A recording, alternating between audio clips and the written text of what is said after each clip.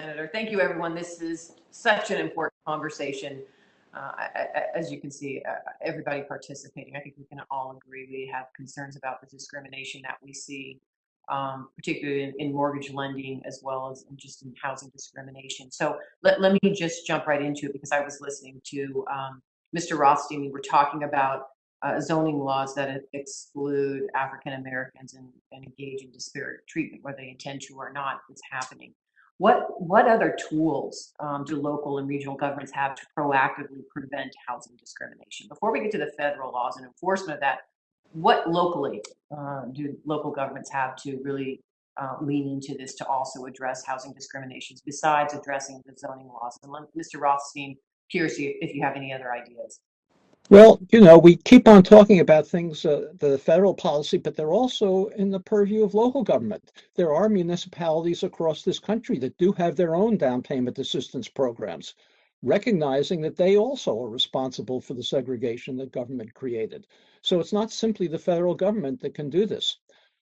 Another important issue, not of local, but of state government, is enforcement of the Fair Housing Act's basic non-discrimination provisions that continue to be violated. I'm sure you're aware of the explosive survey that Newsday did, Long Island Newsday, 2 years ago, of continued steering by real estate agents of African Americans who can afford to buy homes in healthier neighborhoods and who steered away from this. Well, we are ignoring and have been ignoring for many years the important role of state government in licensing real estate agents. This is not a problem that simply is the responsibility of the real estate agency itself to fix. Those real estate agencies that are steering whites to white neighborhoods and African Americans to black neighborhoods, and it continues to exist as that Newsday expose shows, are violating their state's non-discrimination policies and can be enforced by the state licensing agencies. And that would be an important local policy that I think should be followed. So those are just two of them. Well, thank you, and I appreciate that. And let me just highlight, because I know there was a recent report from the National Association of Realtors who found that black households are more than twice as likely as white ones to be rejected for mortgage loans. So I know the realtors are really trying to address this as well, and I appreciate your comments. Ms. Rice, anything else to add to that, particularly when it comes to looking at identifying and flagging repeat offenders of housing discrimination across the country? Is there more that can be done at the local and state level? Yes, thank you for the question, Senator Cortez Masto. There is quite a bit that local and regional governments can do.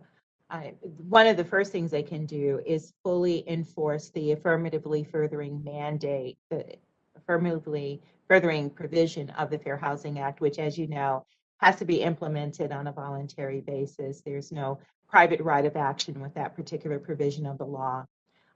In my home state of Ohio, a great example of this in Zanesville, the city of Zanesville for over 50 years denied water service to a predominantly African American neighborhood called Coal Run. Even though the residents of Coal Run paid their taxes and paid additional assessments to get water lines extended to their homes, after 50 years, they still were having to catch water to take baths and to cook and to do other things in huge tin cisterns in their backyards. Senator Cortez Masto, the city extended water lines up to the neighborhood of Coal Run, around Coal Run, and then back out Coal Run to purposefully not give these residents water.